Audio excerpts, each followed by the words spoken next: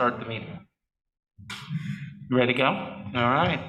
I'd like to call to order the Wednesday, February 9th, 2022, 5:30 workshop, or 5:32. I'd like to remind everybody who's a guest on this call to please stay muted and keep your video off, please. It keeps the bandwidth as high as possible for the people that need to speak. Thank you very much. First item on the agenda, or do we need to do a roll call? We should do a roll call. Yeah, let's do a roll call. Mayor Frieden? I am here, as you can see. Council President Conley? Present. Councilor Blum? Here.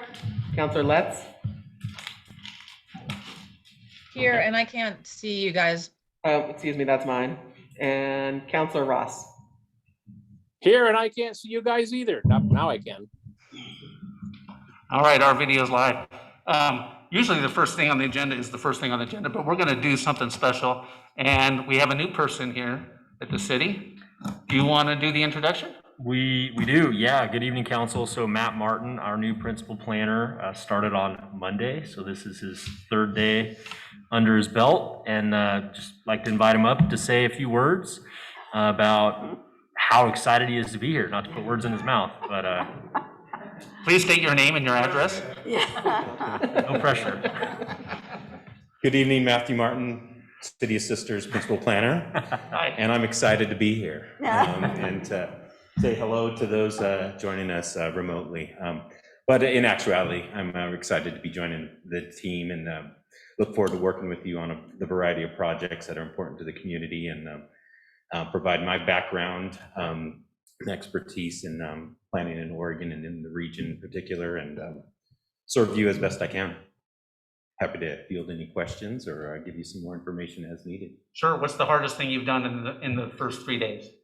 I set up my voicemail, and but in actuality, it's been a great introduction to integrate myself into the system and the processes here. To understand that, I think it's to understand the unique aspects of Sisters Development Code and development climate and how that plays out has been a good introduction, and the staff has been excellent and great to work with and assist me with that. So look forward to diving right into the specific projects, many of which may be discussed tonight. Awesome. Anybody have any questions? Just so you know, Councilor Ross and Councilor Letts are up on the screen there. They're remote to us. So that's the other two councilors. So thanks for being here. You got big shoes to fill. The person before you wore size 15, not actual, but virtual. So very good. I hope to live up to that, and all right. Look forward to working with you again. Yeah, thank you. Appreciate you. Thank you. We're confident Matt will. He, most recently came over from Deschutes County, so he's going to hit the ground running, knowing the region and knowing Sisters to an extent. And we had a really qualified applicant pool and kind of put him through the ringer with a couple rounds, including a presentation component. We had the Planning Commission Chair Jeff Seymour involved, and Matt rose to the top, and we're lucky to get him on board. So we're excited to keep moving forward. All right. Well, thank you. Thanks for being here. All right. So now we'll go to the first item on the agenda, and that's a text amendment review. Director Woodford. How's it going? It's going well, thank you. Good to be here again. So back before you to talk more storage uses and temporary uses.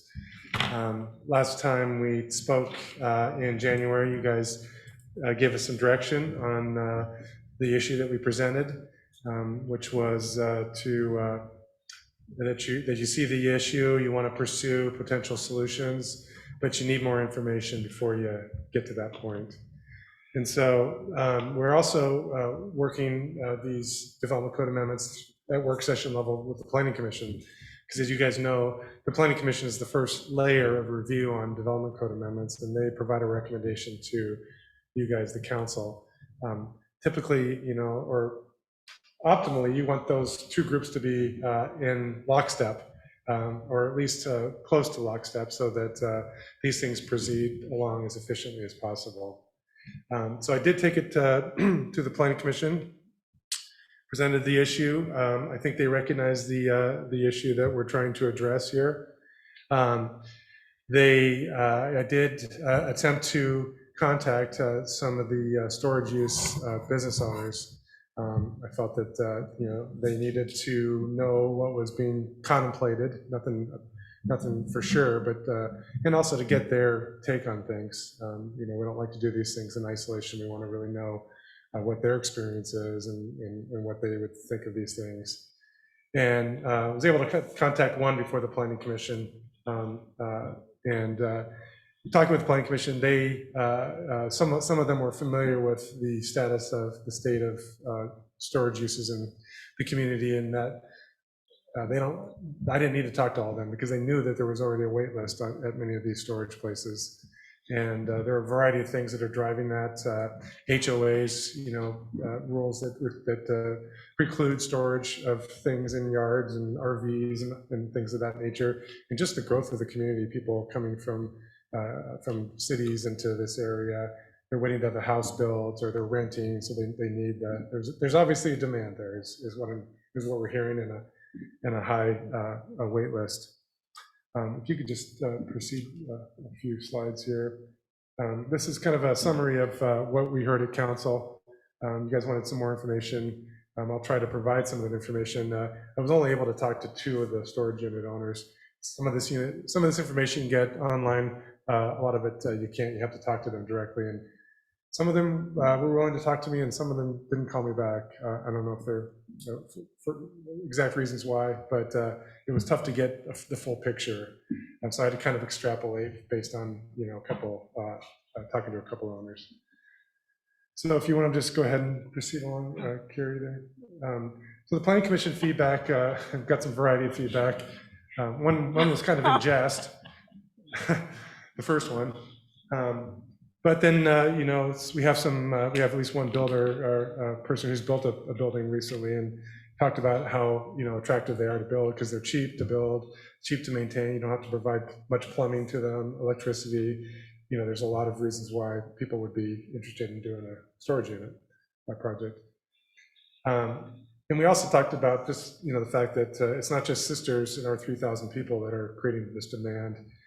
It's everything in Sisters country, and to my knowledge, there aren't any storage uses outside of the community. There may be some that I don't know, but I don't think there are, or at least there are not too many. So further creating demand on storage uses. I was informed that there's only been one built in the last 20 years. That's the one across from the post office, although we have one recently approved and under construction now in the Three Peaks Industrial Subdivision. So after that discussion, where they kind of fell on it was, do we really need to restrict? We got this wait list. Do we want to mess with the demand? They kind of fell on the side of let's work on requiring the remaining lots that may want to develop like this to be as efficient as possible. They kind of like the 2-story minimum requirement for storage uses. So you can see that they, despite the efforts to kind of frame the issue, they maybe didn't see it as quite a pressing issue. Now, we know council drives policy, and you guys have the final say. So we want to keep working with the Planning Commission after we have this work session. I have it scheduled on the 17th to go back to them to kind of continue to update them on what your guys' feelings are so that we can make sure that they're in alignment. If you want to proceed, yeah. So just doing a little bit of study to see what is there out there. You can see the 6 circles there. 5 on the right are the ones that actually exist, and the one on the upper left is the new one that's being built. Hard to tell how many total spaces there are in the community, but I guess just through anecdotal feedback, there's not enough to meet the demand currently. And just taking a look, I kind of extrapolated just based on the number of units that I talked to, businesses that I talked to that I knew their exact number of units, that I kind of, with an aerial view, kind of extrapolated some of these other ones and just came up with an approximately 1,300 units. You can see the acreage for most of these. They're all over 2 acres except the Mountain High RV, which sort of leads into another point that one of the planning commissioners made, is that you need a certain size for these storage units, or the optimal size is like 2 to 5 acres. And how many of those are really out there in the community? So if we were not to do anything, would that naturally limit the number of storage uses? So do you have an answer for that? That's kind of I do not have an answer for that. I mean, if you were to say that you need a minimum of 2 acres, there's, like in the Three Peaks subdivision, there's only 2 that really meet that criteria. The rest are less than an acre or just barely over an acre.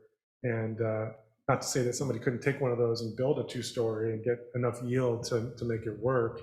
So I don't know if that's enough to rely on, just to say that, oh, it doesn't look like there's enough large lots out there to be attractive. We'll just rely on that. I'm not sure if that's the way you want to go or not. Go ahead and go to the next one. This is from our buildable lands inventory. And you can see the Three Peaks Industrial project to the big green box to the left there.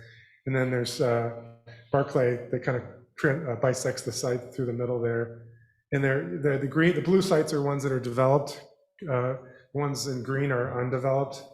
And then of those green ones, a lot of those are Sun Ranch Business Park, and only 4 lots were designated as allowed for storage units on there. So even though it looks like there's a lot of green, there's actually a fairly limited number that would be available for storage uses. There's some of those that are in blue that if you go on an aerial map, you can see that they're like, storage yards with a small building on there. So somebody could easily buy up one of those one day, or the owners of those, and say, I want to just scrape that off, easy scrape off, and then they can build a storage complex on there. So those are 2 possible scenarios, for future development of storage uses. Our economic opportunities analysis that we did as part of the comprehensive plan took a look to see, do we have enough industrial land for our population? Their conclusion was yes for now. It didn't really get into the detail of certain uses over other uses, but in general, the conclusion was that we had enough industrial land to meet our needs for now. Not to say that can't change in 5 years, and we're going to have to take another look at it and possibly look for new areas for employment lands. But as it stands now, do we have enough? This is the Three Peaks Industrial Park. Another potential scenario in here is, what happened on Lot 1. This was approved as a 14-lot subdivision. They came in soon after and consolidated 2 of the smaller lots into a larger Lot 1 to accommodate the storage use. So there's nothing to say that somebody couldn't go in and buy a couple of these lots and do the same here, consolidate them to make them big enough. So that's another scenario that's lurking out there as a possibility. These were in your packet. They were presented last time, working with our city attorney to come up with what are the available tools that we could use if we wanted to employ some further restrictions on storage uses. And they go from kind of strict to more lenient.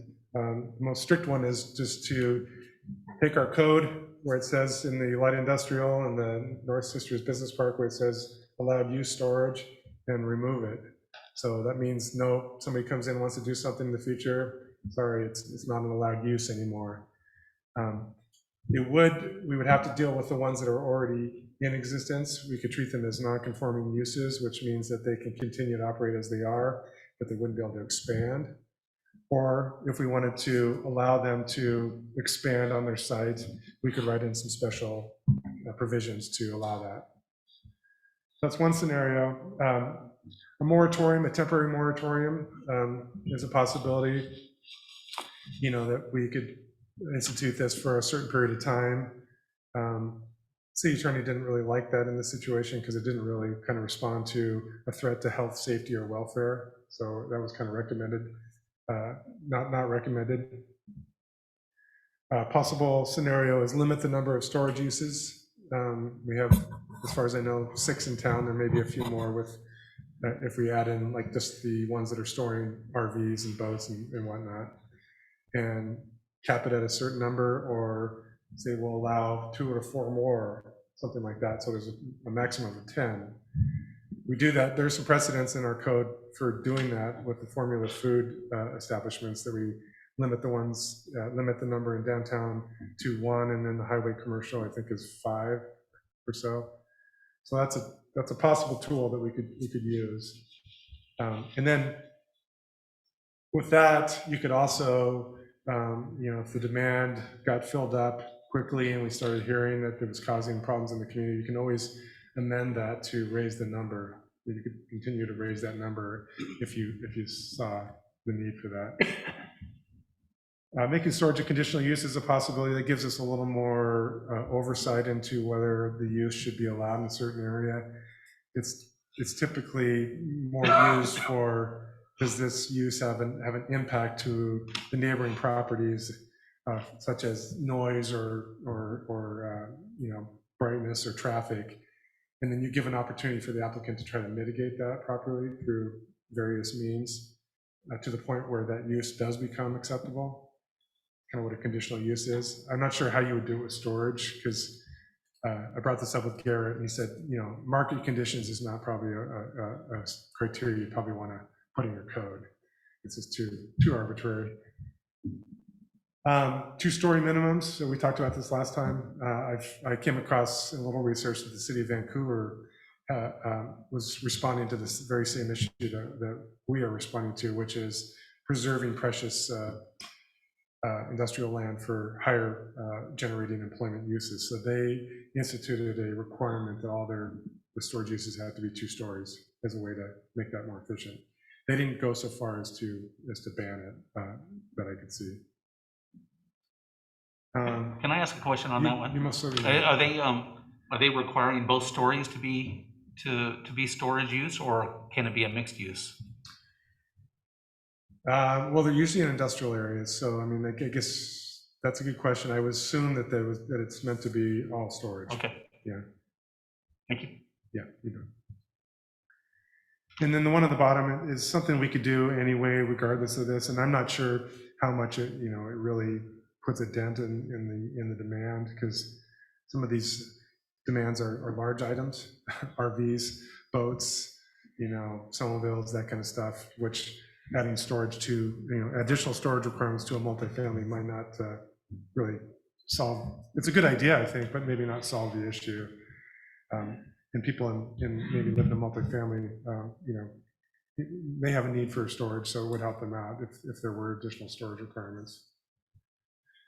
So what my goal is coming back to you guys tonight is to kind of hear what your guys' clear direction is to staff, so that we can come back to you guys at a later time, if this is something you want to pursue, with direction, so that we can craft an ordinance that addresses your direction, and then go back and work with Planning Commission and try to bring them up to speed too. Some of these, we could do nothing as another option and just kind of see how it goes, and continue to monitor it. If we see another one, that's maybe the impetus to go the next step, or maybe there's a menu of these items that you want to employ, to meet the goal of preserving industrial land. Throw it out to you guys for comments and questions. Okay. Well, you have something to add? Well, I was just going to add that I think part of why this got brought to the forefront, and I didn't realize that maybe we hadn't had a new storage facility in a decade or a couple decades, is that there was a big push with that northern Forest Service property that got a big push to get it rezoned to industrial, saying that we have businesses that want to expand, we have businesses that want to move here, to create employment. And then, poof, right out of the gates, a couple of those acres got taken for a storage unit use.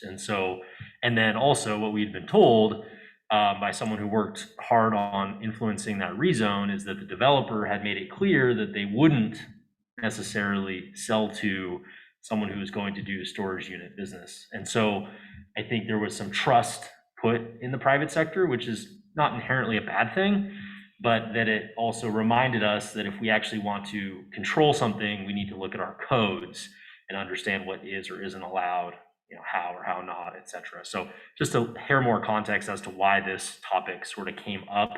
And then timing wise, I mean, we were in the middle of the comp plan. We weren't going to bring it up then. And so kind of getting in the routine of doing the development code amendments and looking at cleanups, that's why this was kind of on the to-do list to look at.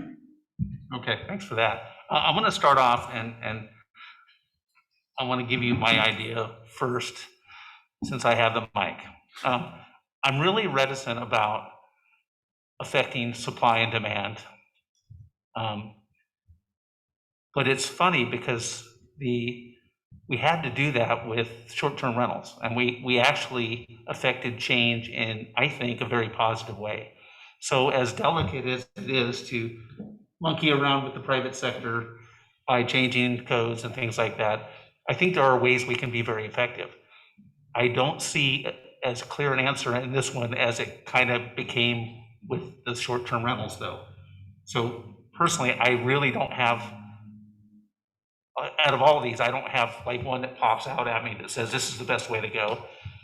But I do think we need to talk about it, because if we're going to do something, we have to make sure we're doing something that's smart, that isn't going to negatively affect current businesses, and and achieves the goal that we all want, which is just a better sisters, I believe. So with that, I'll open it up to everybody. I just wanted to get my part out there first, because I was just thinking that, again, it's kind of a balance to mess with it a little bit. So do you want to go first? Second, technically. Okay, second. Sure. I like the smorgasbord approach. I think there's a lot of merit using 1, 3, 5, and 6. If we could, winnow through those. I think 6, which is the residential storage requirement, is an easy, I hope, thing to impose. And just thinking about it, today I was out by the apartments off of Railroad on the backside. And, when I lived in apartments decades ago, I had a small storage unit where I could put Christmas decor or outdoor decor. And these people, the apartments that I was looking in their backyards, back decks, just had stuff stored out there out in the open. And so I think that's, it's not going to solve the problem, but it will help future family builds in the future. I agree. I think the industrial supply is very important to protect, especially with the limited units that we have now. And halfway through the process, the comp plan, it was like a big light went off that said, how did we miss this? And the fact that the first sale of the property was 2 lots combined for a storage unit did not sell well with the community. So I don't know that we can just ignore the problem. We need to take some steps to safeguard it. Number 1, sorry, was, I have to scroll down here. Too fast. Ban storage use completely. I don't know how hard that is to do. If that's an easy fix for council, if we want to look at that. Limit the total number of storage units. That goes back to what we did with the short-term rentals. I don't know if that's harder to impose and track for staff. And then how do you balance that number? Number 5, the 2-story might be cost prohibitive, but it is a good use of land. And so I think that's worth looking at also. And then number 6, I already mentioned. So that's it for me. I'm open for discussion on all of the others. Go ahead. Yeah, a couple of questions first. You said there's only storage units in the city limits. Would a storage unit be able to be built outside the city limits? I don't think so, but we have a county guy, Yeah. ex-county guy here. 10 or you know, could they put a storage unit in MUA 10?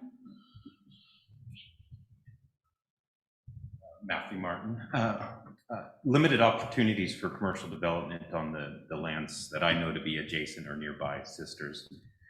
Those exclusive farm use zone lands have limited broad commercial opportunities, and most of those commercial opportunities are associated with farm uses. They're in the rural residential or the multiple use agricultural zones. Those are primarily set up for residential uses. And then again, commercial uses associated with agricultural uses. So in short, I'm not aware of any broader opportunities for this scale of commercial development nearby. I mean, I think your closest areas would be as far away as Tumalo, or Blackview Ranch may have a commercial or industrial component, but that'd be limited, and maybe limited in area, but also limited in what those options are within the development of Blackview Ranch. So Yeah. I wouldn't be looking to those areas for opportunities. Thanks, Matt. I'm swinging back and forth thinking about this, and you know, I can argue either side of it very convincingly to myself.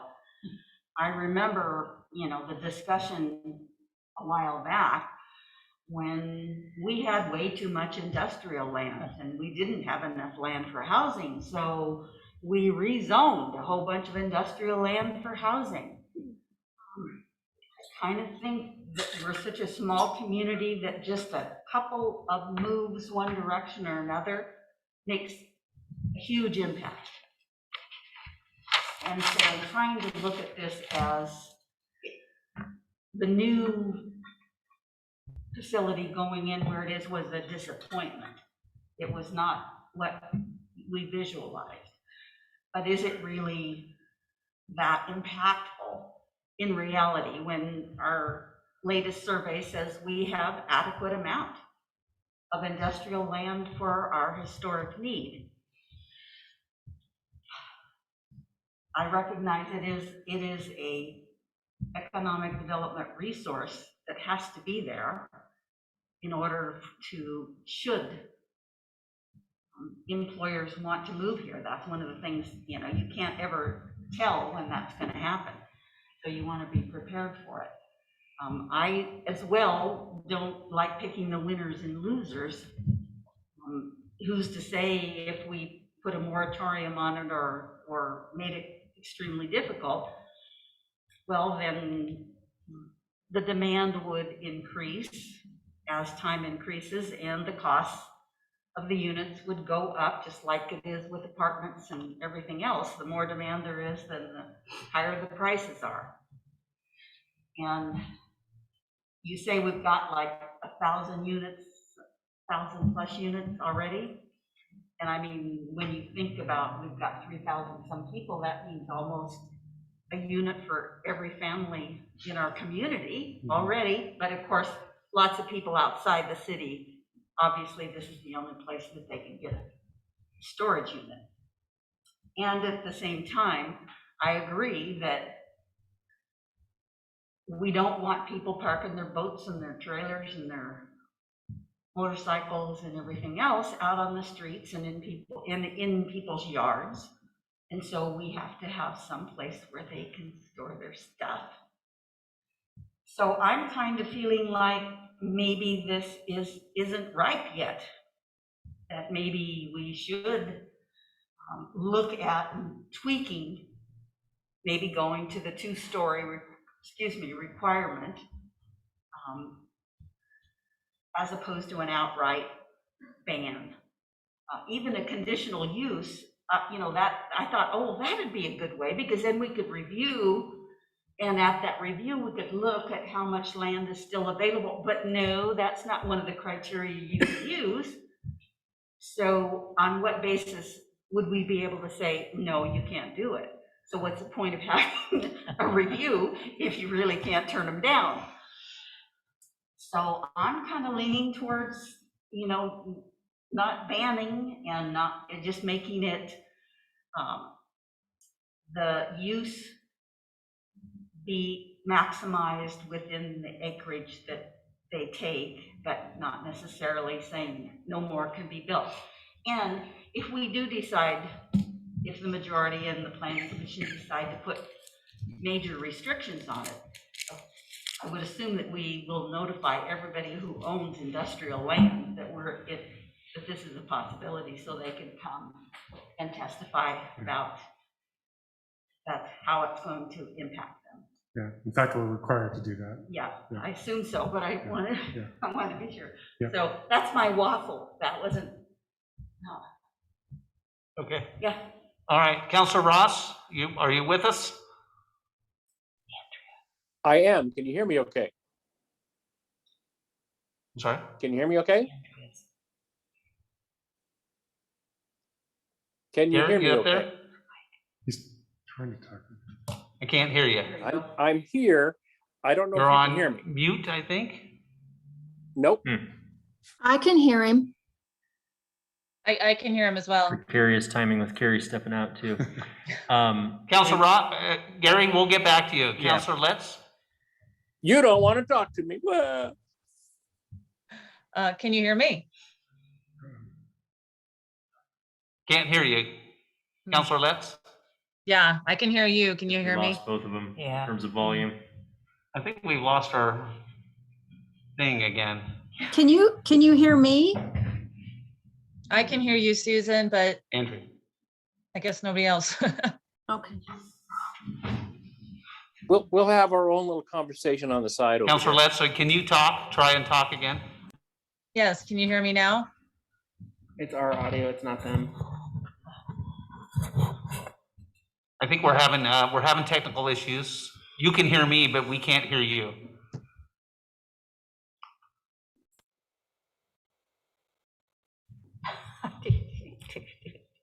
All right, can you hear us now? You want to try again, Counselor Letts? They can hear us. We can't hear them. Can you Can you talk hear me again, now? please? Yeah, There you we go. can. We heard you, Jennifer. All right, go ahead. All right. Well, yeah, it was Gary and Sue and I could talk amongst ourselves, but you couldn't hear us. I'm just gonna pull up this. I thank you, Scott, and your team for pulling this together. This is really an interesting topic. Opens up a small Pandora box of other issues for sure. I will say that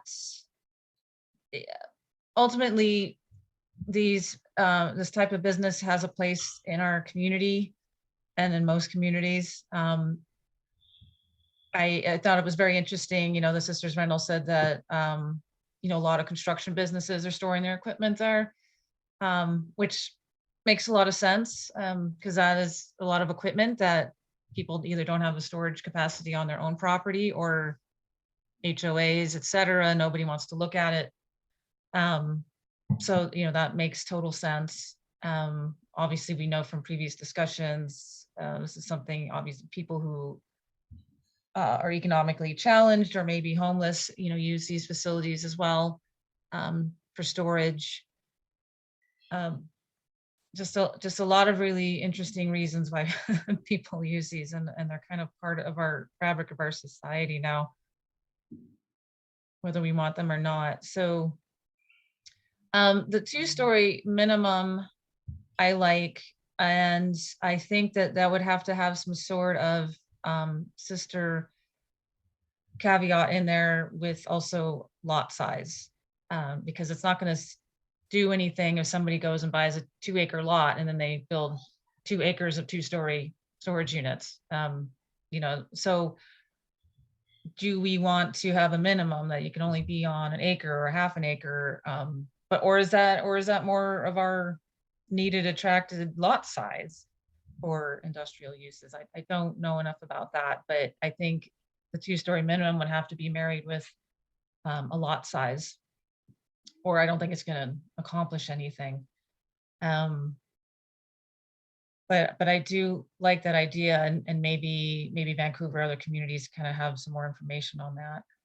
I really like the increased residential storage requirements. People have stuff, and especially, a big complaint wherever you go or assumption with building multifamily housing is, oh, it's going to create a whole bunch of traffic because there's a lot more people on a smaller piece of land. And that's not necessarily true. But, based on location, we want to be able to facilitate that people can get around without having a huge impact on our transportation infrastructure. So that would mean that they need a place at the minimum for a bicycle. But everybody has stuff and toys. I mean, this is why we live in Central Oregon. So I think that's something to, not this topic, but I think that opened up a box there that we need to address. And glad to see that Redmond was doing that as well. So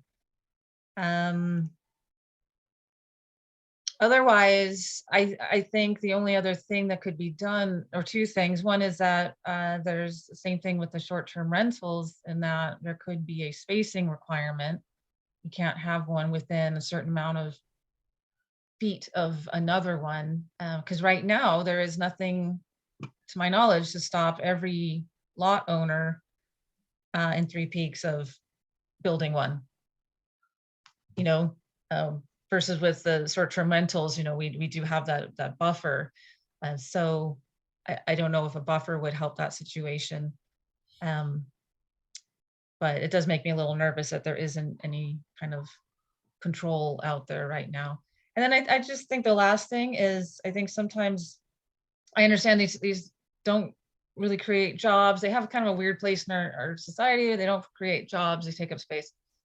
I totally appreciate that. They're also not the prettiest things to look at. So there could be a potential for city code to include some language on appearance, or appearance from a street or any place where public would gather. So I don't know if that is one of the issues that's bubbling underneath this issue. But that is, yeah, those are my opinions on that. Yeah, it's a very interesting topic. All right, well, thank you. Those are a couple good points. Councilor Ross, are you there? I am. Can you hear me now? We can hear you. Thank you very much. Go ahead. So I'm going to leave the video off, because it's somewhat unflattering when you have an iPad sitting on your lap 2 inches from your face. And you don't need that. I've given this a lot of thought. I'll apologize. I don't have the actual information in front of me that Scott went through, because I'm down to one screen and not very mobile.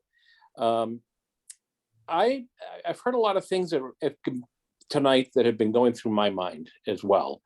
I think we need to really understand that when we're talking storage, we're talking two kinds of uses.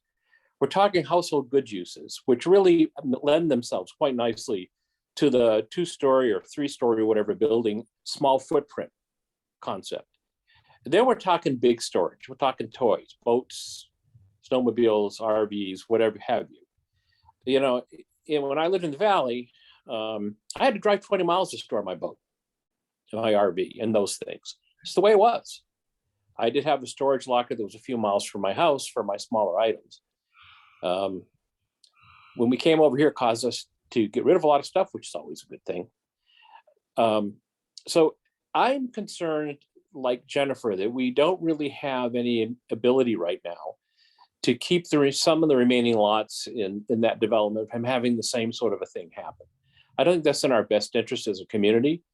And I don't think it really generates any employment, which was really the goal. I don't have a problem looking at storage unit.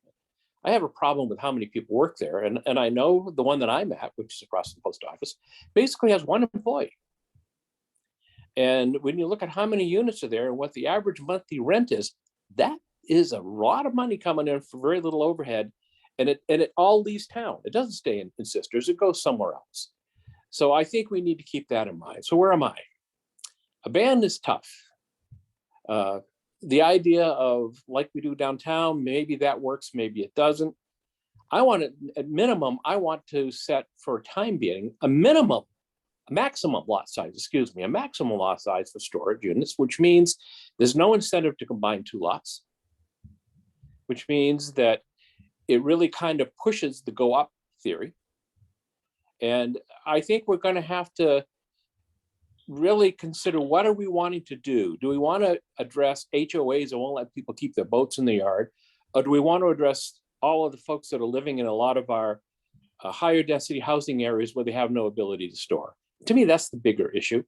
I also think we need to look at building code and assume that when a new multifamily unit goes up, that there is some level of storage there.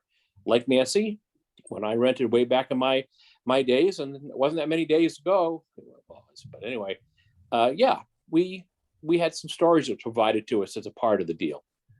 So that's kind of where I am. I'd like to see a mishmash of everything together when Nancy started talking about combining 1 and 3 and 6 and 8, but that would make a really good cake. And I think we need to do that. I think we need to make a cake and we need to bake it. And I think we need to do something in the interim to ensure that we don't have a rush of applications to take existing lots, combine them and turn them into storage units while we're talking about this. Business is business, and that's where I am. So I would like us to do something. I would like us to look at multi-story. I think that's a great idea. That works fine for everything except big toys. And I think that addresses the needs of a large segment of our community. Because if you go into the new unit across from the post office, which is where I am, 90% of those units are small. They're smaller than a single car garage, and they're all full. I don't mean full of stuff, they may be, but I mean, they're all occupied. That'd be a better word. That's where I am on it. Okay. Thank you, Councilor Ross. We're running short on time, obviously, so we'd like to kind of wrap this up. I'm against the ban, and I don't think that number 2 works very well either, the temporary moratorium. So, you know, I'd love to entertain more about 2 stories and the residential requirement. I think it's a good strategy that corresponds with this as well. And then I kind of like Jennifer's idea of looking at buffers too. I don't know if that works or if that is even legal with what we're doing. What's the advantage with having a buffer? Why do we care whether they're lumped together or they're It just, much like the short-term rentals, it just makes sure it's spread out and, you know, you're not getting 2 or 3 in the same, you know, like this new business park. What's it called, North Parkway? 3 Peaks. 3 Peaks. So, you know, they've got 1 in there. If you put a 500-foot buffer, it would eliminate at least 6 of the other lots, and maybe only on the other corner there could be another one. I don't know.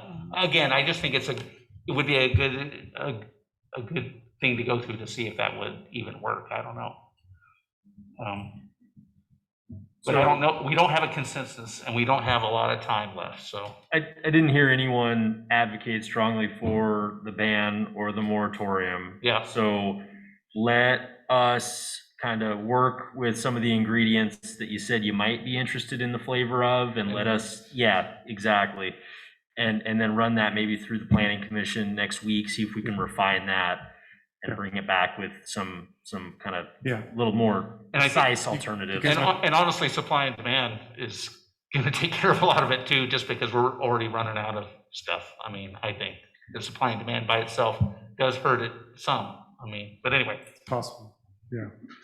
No, that's good feedback. I think you guys may be more closer to the planning commission than I originally thought. So maybe it's going to be a little bit easier to work that kind of issue through, and good feedback. And I think we can come back with some further refinement. Okay. Well, thank you much. Oh, I don't know, the temporary use. Yeah, I was going to say, can we got we another take a few minutes on that just to kind of make a recommendation on? I'll be real quick.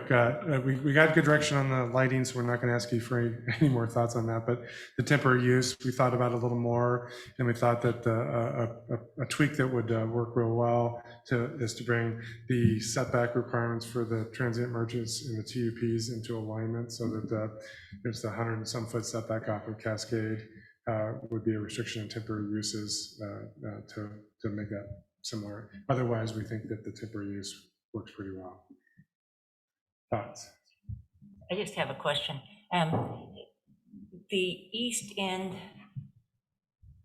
implementation or starting line of the setbacks, was it at the triangle?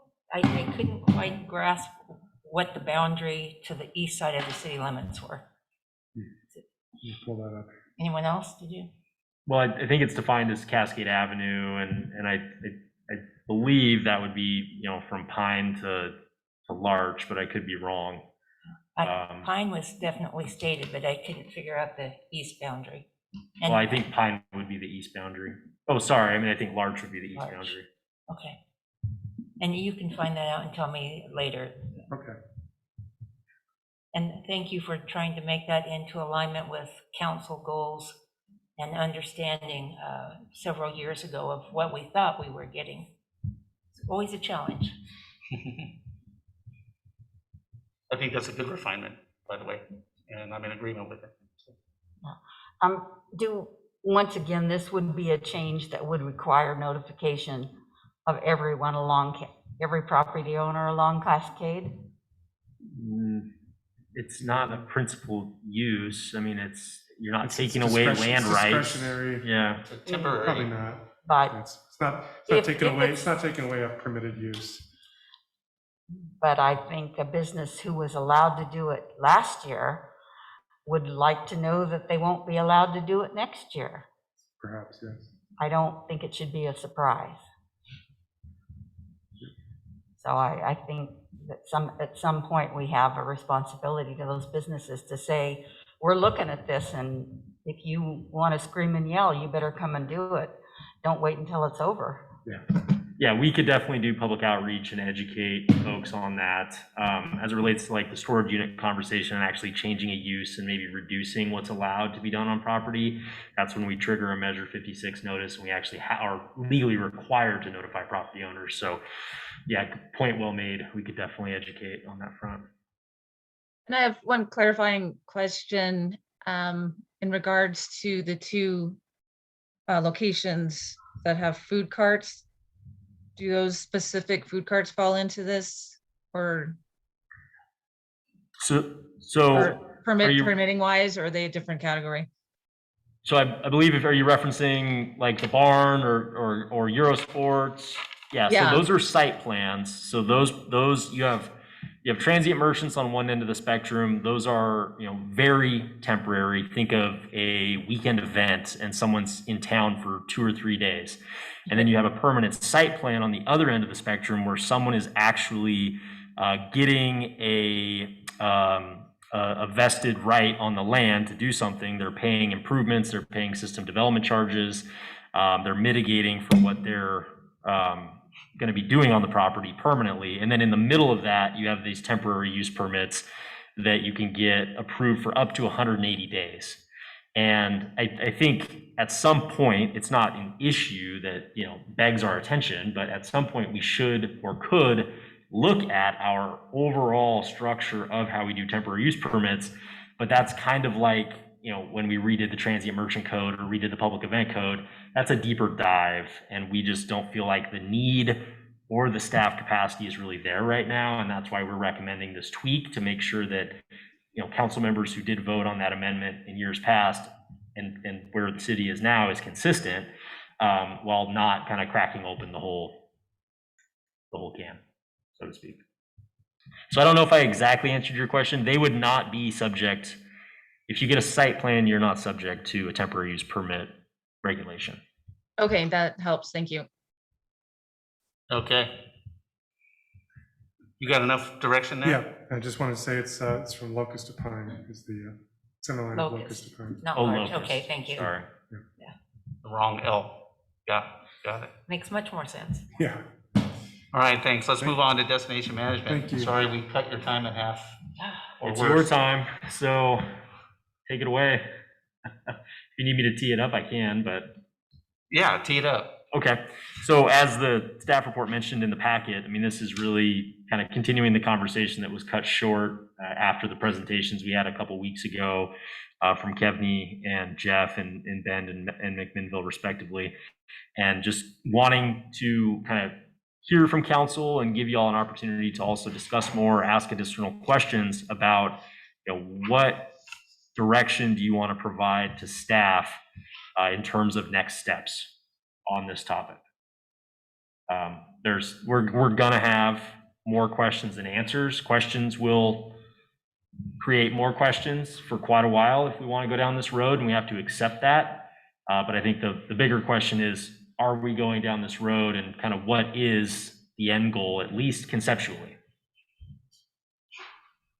Okay, well, I'll go first. I think we all kind of know the goal and believe the same thing, but I'll let everybody speak for themselves. But I think we're looking at actually starting a new organization and getting this thing going. And looking at that in a holistic manner. You know, I don't know what that organization's gonna totally look like, but I think that that's what we're trying to figure out. So that's my position on it. Does anybody else have anything about it?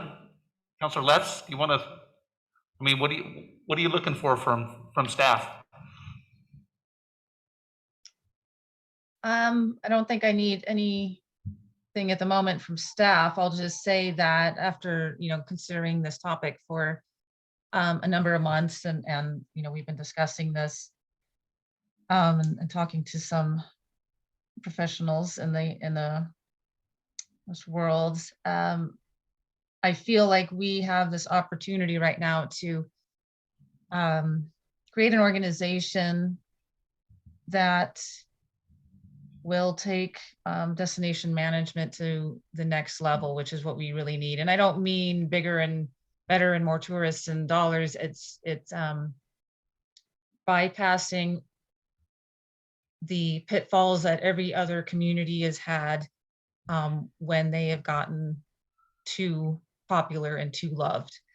And we don't have to follow that same trajectory. You know, we don't want to be Aspen. We don't want to be, you know, Moab or anything that's been kind of overrun and the quality of life has been kind of altered or destroyed for the locals. So I don't think that this is a big, would be a very different organization, big picture organization that would be needing to be very integrated with just a number of entities like the Forest Service and trail groups, event groups, the state, ODOT, you know, all sorts of entities that aren't traditionally brought to the table. And I think we need an entity that also, the number one priority for any sort of destination management organization would be to prioritize the quality of life for those of us who live here 365 days a year. Because if that's not maintained, then we're also destroying what our tourists come to see and appreciate, and you know, so it's kind of self-serving, but it also is just integral to having a sustainable, and I mean that in the environmental, but also just in the time frame way of you know, maintaining what we have here. I love the quality of life here, and it's been made extremely clear from most of our citizens that they do as well, and they don't want to see some big changes. I also love sharing our community with visitors. I enjoy watching the variety of people out on the trails. And I love hearing where people come from. You know, I'm really happy to share what we have, but not at the expense of people not being able to afford to live here, who work here, or to have our recreation or our amenities trampled and destroyed. So I don't think that an entity like a traditional chamber of commerce, unfortunately, is some kind of entity that can take that on, because this is, I want to see something that is, you know, bigger, and because we need that. And I don't want to be any one of these other many communities I've visited over my life that have been destroyed. And we don't have to go down that road. But I think that we need something kind of built from the ground up that addresses this and can take on this big picture of environmental needs and transportation needs and lodging and Yeah. entertainment and stuff like that. So All right, we're running short on time, so yeah. thank you much. Gary, You're welcome. want to jump on for a second? Sure, just quickly, I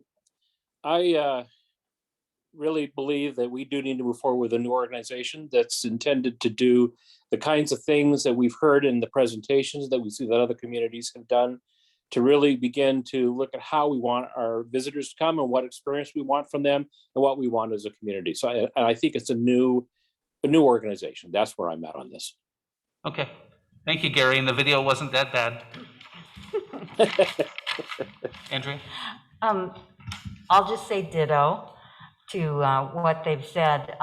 And looking back on the business survey, there was significant support there for broadening the scope of the economy of this community to include the shoulder seasons and the winter. And I saw some excitement in there about the potential, and that it sounded like there was some interest in participating even.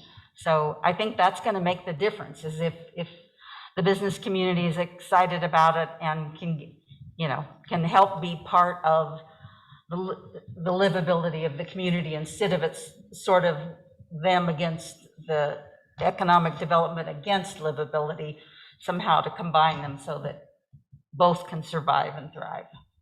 Okay. Not to be redundant, but here I go. You got 2 minutes. No, go ahead. Tourism has changed a great deal since COVID and even before it. And I think now is the time for the city to look at a different delivery model for a variety of reasons. As Andrea stated, 83% of the business survey showed that they wanted to have a 3 to 5 year plan. 49% of the business survey also said they wanted a public facility that would benefit the residents and visitors. I think it's a time for us to harness the benefit of the transient lodging tax to benefit our residents as well as the visitors, as Jennifer alluded. And over the course of 8 years, council has taken steps to work on livability. We understand that we're a tourism town and that creates problems. So the steps council have taken have dealt with limiting the short-term rentals, limiting citywide events that happen during the downtown, during summer months, limiting the street closures downtown during the peak travel season. And tonight we'll be addressing the speed change to help ensure pedestrian safety and transportation issues. So I think this is just another step that council is taking to ensure the livability and guaranteeing that we preserve our natural resources, what we all love about Sisters, and bringing the right visitors who respect us, who respect our community, and respect our values, instead of just opening and embracing everybody with open arms, come one, come all. We're here and we can be everything you want. No, we're here, and the visitor needs to be everything that we want to maintain our quality of life. So I'm excited. And I'll sum it all up and I've said this before and I'll say it again. This is another way that we do it the Sisters way. It's not going to be like anywhere else. It's going to be unique. It's going to be special. It's going to be different than the way it's been done in the past. And just like Councilor Letts said, it's going to be more encompassing. And I think those are all good things. And I think that, again, as Nancy kind of alluded to, this is part of the growing up, of Sisters, and we're getting a little bigger, and we have to take things a little more thoughtfully. And this is the way we're going to do that. So, soldier on. All right, that's good feedback, clear direction, and I think we can pick up this conversation at least a little bit at the goal setting session next week, and then obviously beyond that as well, we can start to formulate kind of what some next steps might look like. And I think everyone would agree too, is that this is not something that we're interested in doing overnight. We want to really look at this carefully. We want to plan methodically. We want to probably look to the new fiscal year in July or even later as it relates to laying the groundwork for this to happen. It's going to take seasons to kind of discuss and lay that groundwork. And then to an extent, it's going to even potentially take years to implement and shift this paradigm here in Sisters. And so I think what I'm also acknowledging is everyone's ready for kind of that longer term commitment, because as you all said very, very well, the value and the outcome of what we would get from that is really the essence of why we're here and what's so special about this place. So, okay, that's a really very helpful input. Not recklessly, thoughtfully. That's what we're gonna do. Yeah. Okay, that's it for this workshop. Thank you. We're adjourned and we'll start the city council meeting in 5 minutes. Take a little break. Well, that wasn't too bad.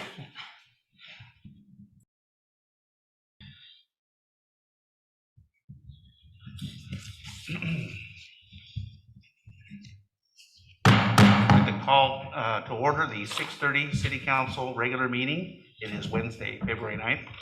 We're a little late. It's about 6:38. Let's do the Pledge of Allegiance, please. I pledge allegiance to the flag of the United States of America and to the republic for which it stands, one nation, under God, indivisible, with liberty and justice for all. Thank you, everybody. Roll call, please. Mayor Preden, Here. Council President Conley, Here. Councilor Letts, Here. Councilor Blum, Here. Councilor Ross. Here. All right, everybody's here. First item on the agenda is the approval of the agenda. Can I have a motion, please? I would move approval of the agenda. Second. We have a motion and a second. Roll call vote, please. Mayor Preden, Aye. Council President Conley, Aye. Councilor Blum, Aye. Councilor Letts, Aye. Councilor Ross. Aye. Thanks, Gary. Do we have visitor communication today? We do not. All right, you guys. That was easy. I move to approve the consent agenda. Second. We have a motion and a second on the consent agenda. Roll call vote, please. Mayor Preden, Aye. Council President Conley, Aye. Councilor Blum, Aye. Councilor Letts, Aye. Councilor Ross. Aye. Congratulations, Corey, on being the budget officer. Very good. On to council business. We have a public hearing. Here we go. All right, the public hearing in consideration of ordinance 521. I open the public hearing. We have a staff report coming up from Director Bertagna. Or Paul? Can't hear you yet.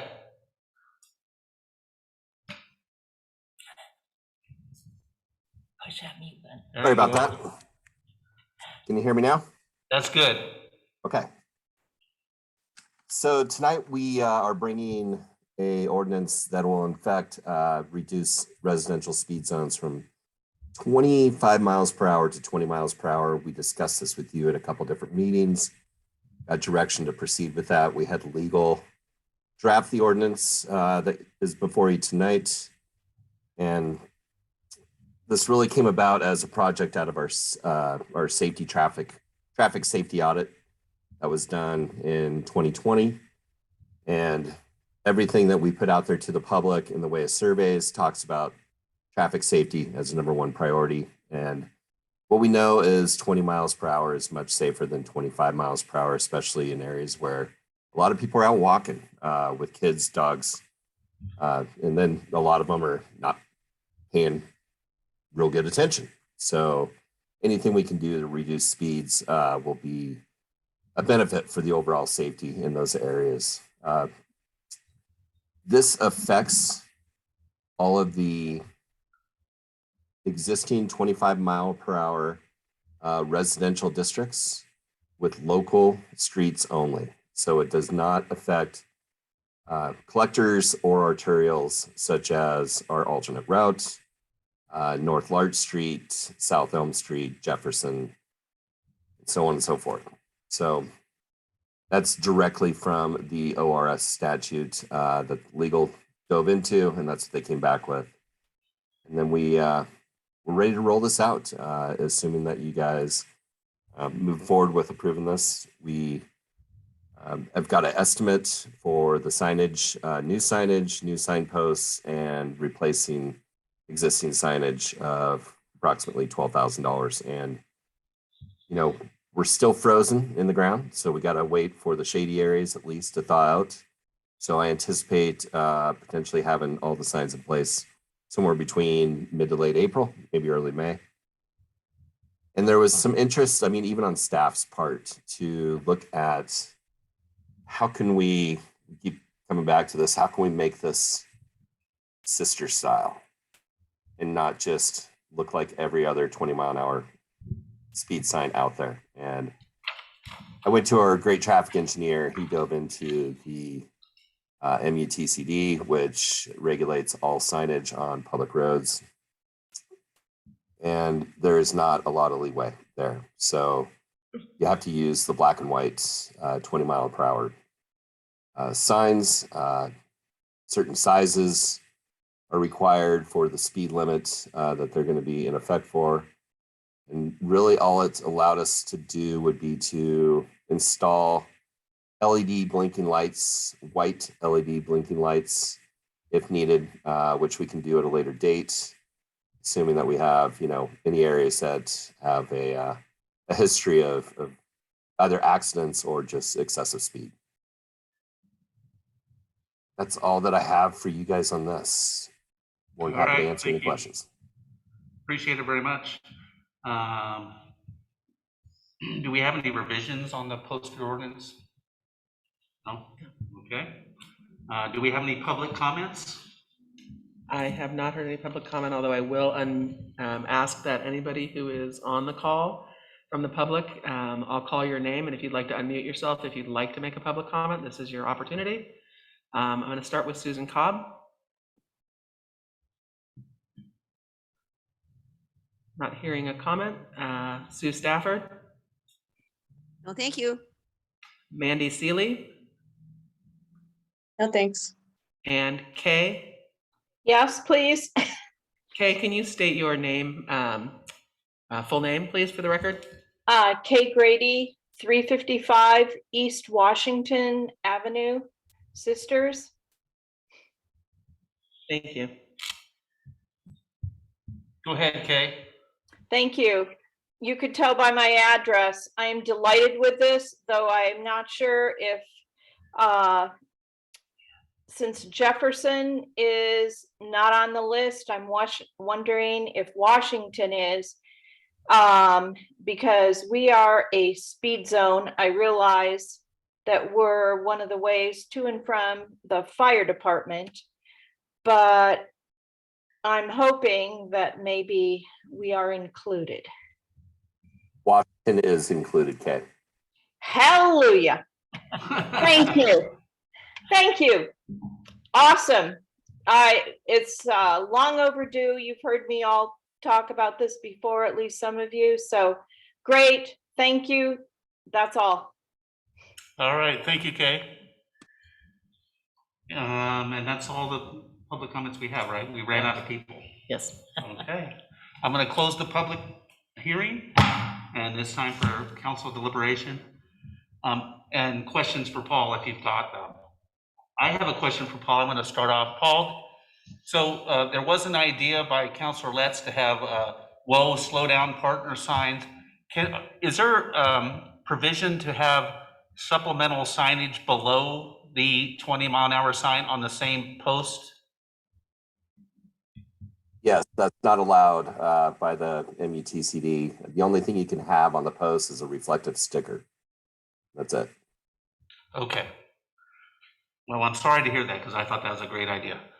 Does anybody else have any questions for Paul? I do. Okay. Actually, it's a comment. Thank you for addressing it and the people that served on the committee to bring it up. The only comment I have is in Lincoln City at Rhodes End, right by the Rhodes End Park, there's one of the automatic feedback signs, and we have a few throughout town that'll say posted as 20 and you're doing 21 or 22. For the people like me who go below the speed limit, the one that I've only ever seen is at Rhodes End is a pop-up thank you. And that is the Sisters Way.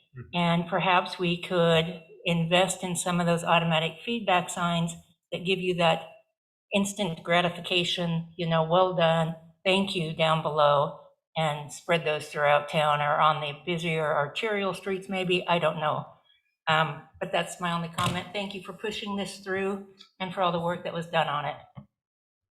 I'm more than happy to look into that. And I think just the reverse thing as well. If you're doing, 20 miles over, maybe we can say something else to them. Slow down partner, I think was. Yeah. Yeah. Oh, yeah, whoa. I'm in support of what Nancy just said as well, and I think that there are other people on the council that may as well. Are there any other comments particular to this ordinance, though, that anybody wants to make? Councilor Letts? Yes, one question for Paul, since you had mentioned, for instance, Jefferson would not be included. And I know that's been an issue as another cut through street adjacent to where our previous speaker, a public commenter, had mentioned. Is there a chance that if we are finding people are now concentrating and looking in and going on those collectors or arterials more, because they are trying to avoid the streets that they have to go slower on, is there an ability to revisit this and drop those speed limits, or are we kind of, because of their status, are we kind of stuck with these speed limits? So the collector designation is really driven around traffic volumes. So of course, if you increase traffic volumes, it's going to be harder to remove that designation. We look at the functional classification every time we open the TSP and update it. So, the time to do that would be essentially next time we go about revising our TSP. For now, I think we're going to look with our traffic engineer at other traffic calming options for those roadways that are collectors, including McKinney Butte, North Larch, North Pine.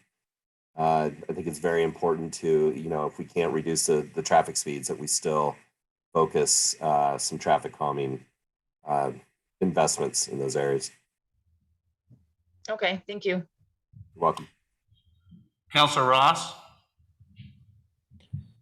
Yeah, I like what I hear. I'm sorry to hear about Jeff, but doesn't surprise me. I was going to ask about traffic calming. Thank you, Paul. And the only other question I have is, what will the speed on Locust be when 20 is plenty? South Locust, south of Jefferson, will be 20 miles per hour.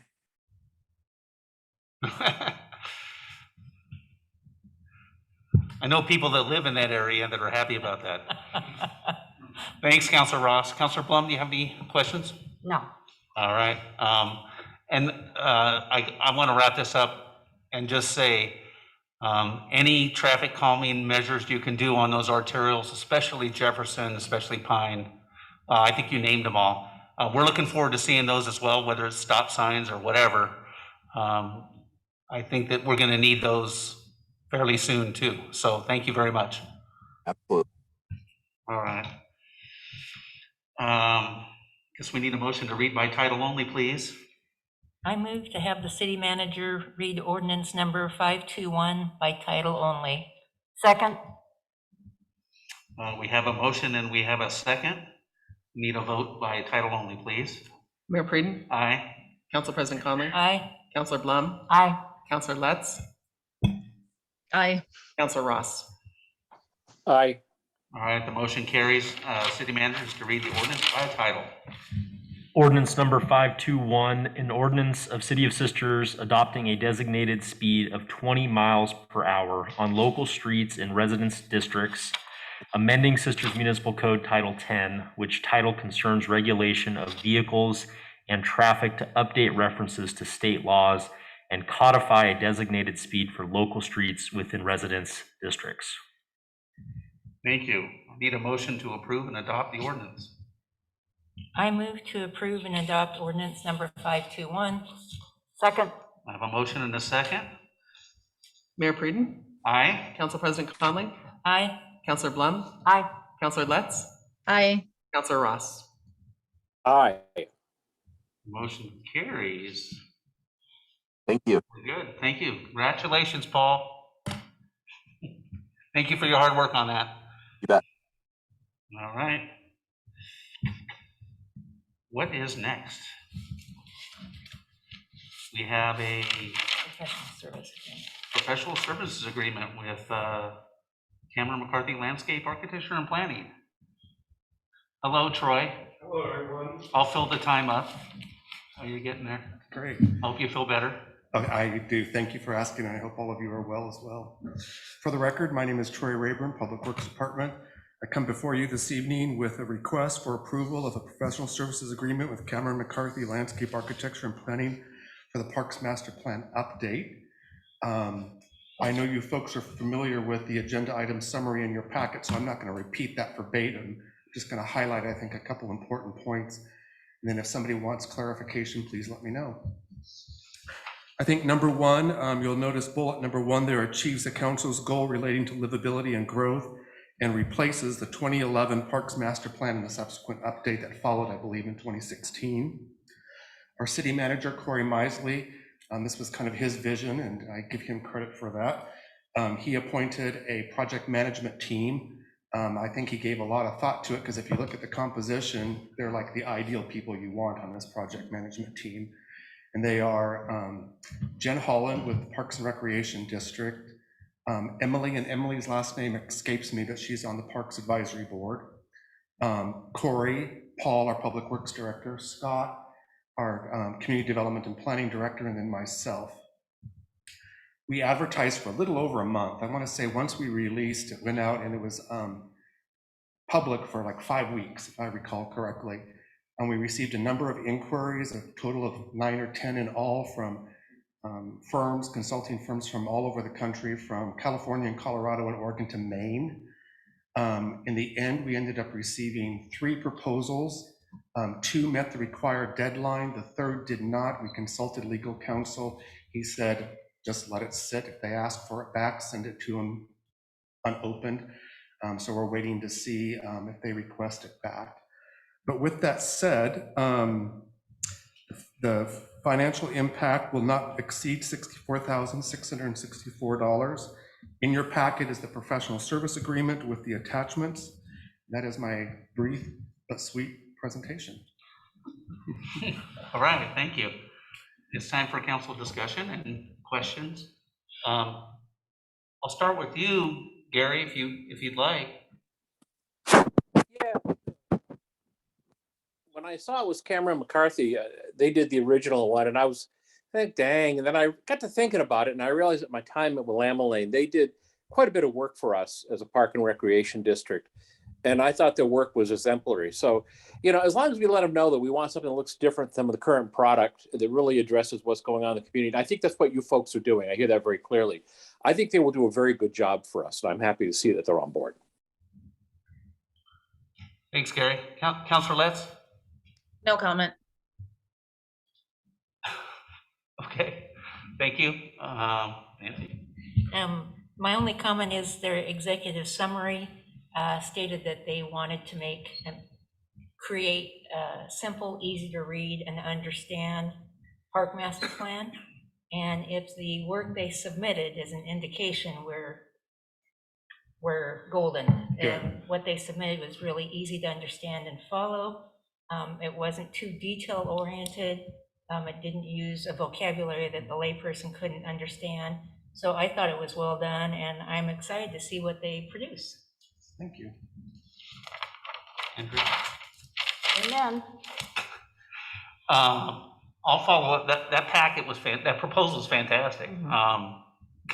Just top to bottom, I wanted to learn more, and now I want to learn more about what they're going to do. So I think it's really great. And and let them know. Yeah, we'll do. We appreciated it. Yeah.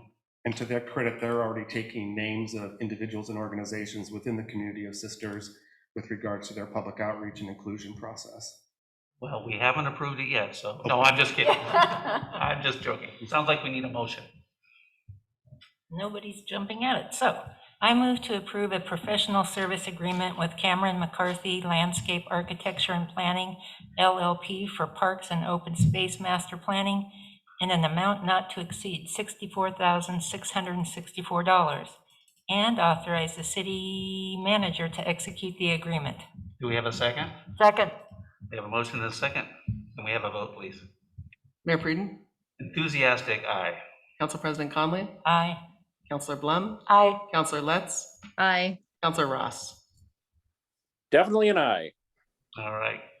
There you go, Troy. Thank you. Good work, and thank you. Thank you, everyone, and Corey as well. Can I just add one thing? real Please quick? do. Yeah. I'm so sorry. Oh, no, not at all. Sorry, I can't help myself most times. So as you all noticed in the proposal, the timeline, I mean, we are going to be working on this for the majority of 2022. We did emphasize that we want to get the final product to Planning Commission and Council by October or November at the latest, so that we can wrap this up with this current council before we have any potential transitions, heading into 23. And then Troy didn't leave this out at all. I don't think I emphasized it, but I do believe I talked with Gary about this, is that maybe not officially, but the project management team isn't necessarily official. It's just kind of an unofficial group steering this project, in addition to the Parks Board, and then ultimately coming to Planning Commission and Council. What I'm trying to say is that with Gary being the City Parks Advisory Board rep from Council, I think it would make sense, and I do believe I talked to him about participating in some of the project management team meetings as well. So making sure that we have that connection to Council, because you all will ultimately be the body that are approving this. So Gary, if we didn't talk about that, I guess we just did now. Yeah, we did. Thank you. Okay. Thank you, sir. I just want to know if he's qualified. I don't think he's familiar with parks and park work or anything. Yeah. That's all. Thank you. All right, thanks. Isn't that where you keep your cars? It's park something, you pay money and.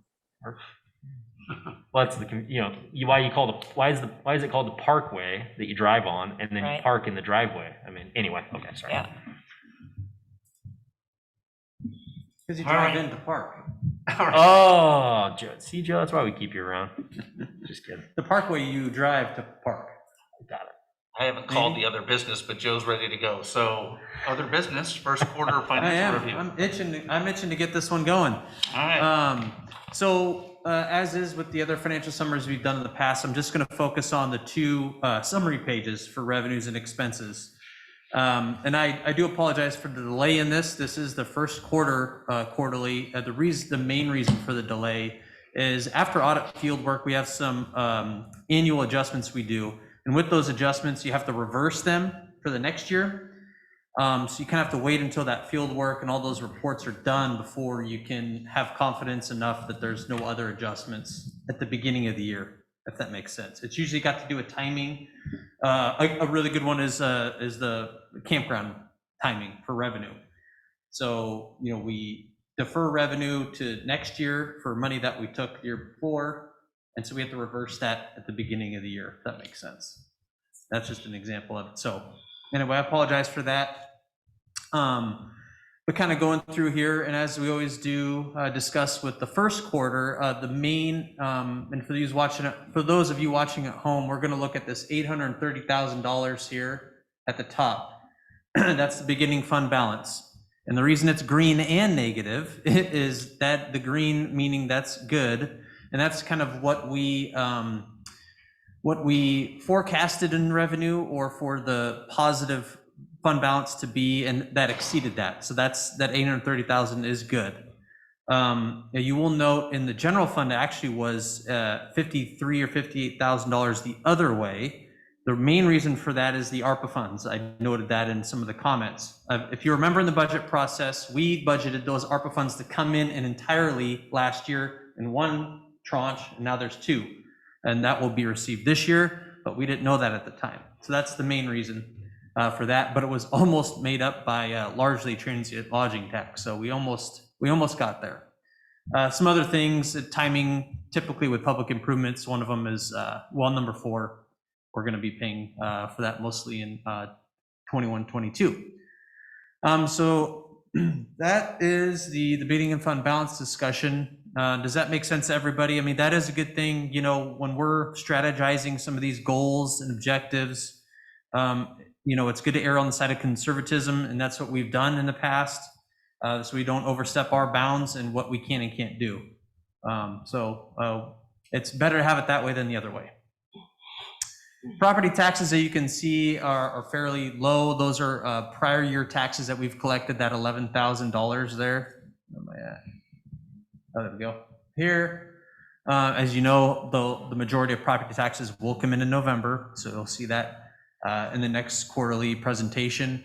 Franchise fees and park fees, those are largely the campground fees that come in because of that timing difference I just talked about. So you typically see a higher lapse percentage at the first quarter that will level out as the year goes on.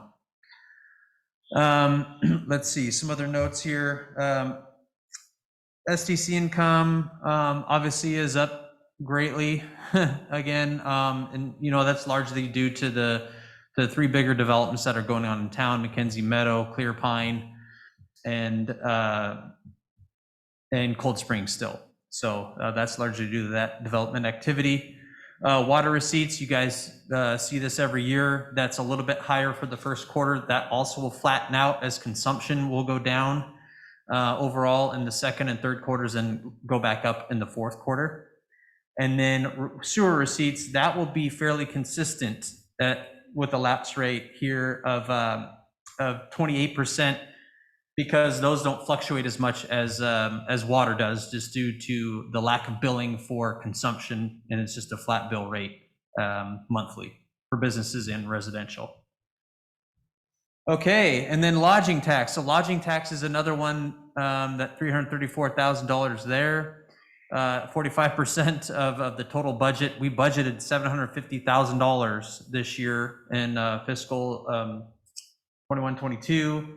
And we should exceed that by quite a bit. We had over $900,000 last year. So I would expect that to maybe flatten out a little bit as the year goes on, but I think we're gonna exceed, everything else being equal, we should exceed that budgeted amount of $750,000. You're pretty confident on that. Cautiously optimistic. Okay. So that, I think I got all of the highlights there, and that is kind of the revenue side of things. Thanks, Carrie. Going to the expense side of things, starting out with capital outlay up there at the top. Now, capital outlay is typically pretty low for the first quarter, and the main reasons for that are, well, overlays is one. A second reason, we have a lot of our well number 4, the project that's wrapping up actually mostly like in third quarter, so that still might be low. For the second quarter, well number 1 improvements, Pine Street multi-use path, some of those bigger improvements are just not commencing quite yet. So that's for the cap outlay. Debt service, we are very low at 3% there. That's just our urban renewal debt payments that's consisted of. And then if you'll remember in the budget process in this month, we will be paying off that urban renewal debt. It's about $220,000. So we will have that, that complete, which we have plenty of resources for in that fund. And then we will make our bond payments as we typically do in November and June, or in May. So debt service will look a lot different later in the year here. Materials and services and personnel services are a little bit low in their lapse rate. Like I mentioned in the notes, the personnel services, they gained a lot of ground largely because of that, the workman's comp kind of reduction of premium that we experienced this year for about $50,000, which was very good. And so that might track back up kind of as we go through the year to a higher lapse percentage than 22. So that's the main points for the expense side of things. You know, we will have a supplemental budget coming to you. We'll have to strategize based on a couple things, but mostly it'll be for URA associated expenses. But other than that, nothing really sticks out, no red flags, nothing like that. we're in good, healthy shape. And, as you guys have seen some of these, the first quarter kind of looks similar for the most part from year to year, which is good to have that consistency. And that's all I have. All right, anybody have any questions? No? No, you do such a good job that we don't Oh, okay. we don't have to comment very often. And if you do have any questions, any follow-up, something, you're staying up all night thinking about this, just feel free to ask. We'll probably have the second quarterly presentation next meeting. Oh, really? Wow. Yeah. It's pretty fast. Yeah. But we're catching up, right? So Yeah, we are. that TLT number is amazing, 45% in the first quarter, It's just, I know it slows down in the winter and all, but still, that's amazing. It does. All right, thank you. You're welcome. It's pretty good, right? Yeah. He's all right. You want to do staff comments now? Yeah, I can do that. So I just have a couple things. The first one, I think I talked about the Camp Post announcement for the job position last meeting. We also have another job announcement out there for a code compliance officer, and that will be closing the 18th. So we posted on several websites and connected with several community members to kind of spread the word for that. We've already got actually one application, which is neat. So hopefully we get a lot more. So we're excited for that. And I also was looking at some campground receipts, and we're actually over $108,000 already for our campground receipts this year. So people, again, really utilizing that online interface. It's the 9th of February. It's amazing. Yeah. And Paul might speak about this, but they've been doing a great job. His crew at the campground, kind of redoing some of the Camp Post spots and a few other things. So yeah. Anybody have any questions for Joe? No. Good job. Okay, thank you. Thank you. Appreciate you, Paul. Since your name got brought up, why don't we do you now? There you are. Okay. So yeah, it's just been great working weather. We're able to get a bunch of stuff done that we had slated for March and April, because March is going to be Miracle March and we're going to get a ton of snow. So we got our fingers crossed there. We're making great progress on our planning efforts. We got the water master plan that we took to our Public Works Advisory Board last night. It went well. We'll be taking the wastewater side of things to them at their next meeting. And then our wildfire mitigation planning is ahead of schedule. So that company is definitely going to town and getting some work done for us. Just a couple other projects. We got Pine Street multi-use path. It's out to bid right now. Bids close on the 15th, next Tuesday. So you should have a contract in front of you at the next meeting. So hopefully we're, fingers crossed, going to get some good numbers. We got a lot of contractors that's interested in that. And then we've started the Elm Street multi-use path design, which is going to be a critical project for connectivity between Village Green and the Peterson Ridge Trail System. Also connecting neighborhoods south of the creek to north of the creek, separated from the roadway with a separated pedestrian bridge. Project estimate is going to be a little spendy, so we're going after a grant with Oregon Parks, and Troy's doing a great job of getting all that together, getting letters of support, so we'll get that submitted towards the end of the month and keep our fingers crossed, get some funding. Hey, Paul, which side of the street is that going on, the west or the east? West side. Say that again, I'm sorry. The west side. West side. Or sorry, my bad, the east side. East side, that's what I thought. Okay. And the biggest reason is that roadway is not centered in the right of way. Right.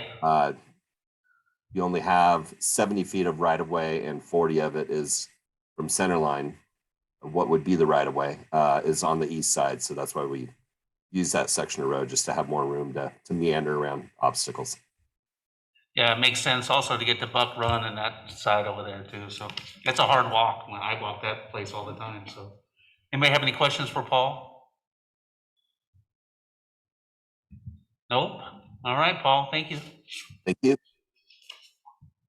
Scott?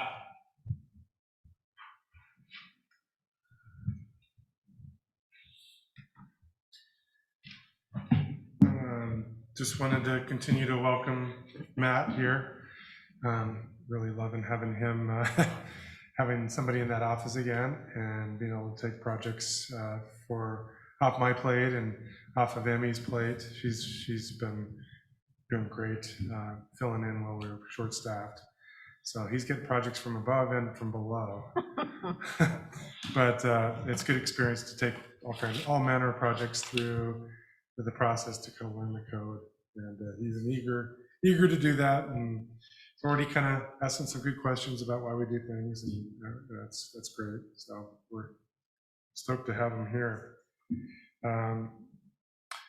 So I mentioned some of the projects we've gotten in the hopper with the elementary school. We just did a pre-application with the space age fuel. They're coming in soon for replacement of their facility, which is exciting. So replacement of the entire building and everything? Yeah, it'll be incremental. They'll build the new building behind the existing one while they continue to operate it. And once that's done, they'll take down the new one and rebuild the canopy. So Wow. yeah, pretty ambitious. Yeah. Housing plan efficiency measures are kind of in APG's court right now. They're preparing some initial memos, framework memos on both the projects that will kind of lay out the process and kind of identify the issues. So it seems like it's been kind of slow, but it's been more in their court at this time. We're just about ready to go live with a project website that's going to be housed within the city website so that the members of the public will have all the information they need. There's a few folks out there that are super interested in the process, and they've been calling me a lot to say what's going on. So I'll be able to refer them to the website here soon. And then Sue will be doing an article in the paper to announce to the public that those two projects are kicking off as well, and then also referring people to our website and to myself for questions. So we want to make sure that the word gets out about those two things, so that there's plenty of participation in two pretty important things that we're working on. Affect the community a lot. Joe mentioned the code enforcement officer. We're excited to get that on board, and so we can start expanding the code enforcement efforts, being a little more proactive with weeds, and they'll be able to help out with the lighting ordinance, bringing things into conformance, in addition to just the usual code enforcement opportunities, we'll call them, that we have out there. That position will be under community development, so we're growing again, but it will serve Public Works as well, Public Works needs. And we'll kind of function as a community ambassador as well, because they'll be out there in the community. They'll be able to relay information about city projects and go hang door hangers on door handles when projects are coming up, street projects. So we have a lot of ideas about how we can utilize them to the best of their capacity. And then just looking on some affordable housing opportunities, trying to see if we can spur opportunities there and finding willing developers and property owners. So that's something that we're working on, and hope to have some news here, not imminently, but in the near future. Great.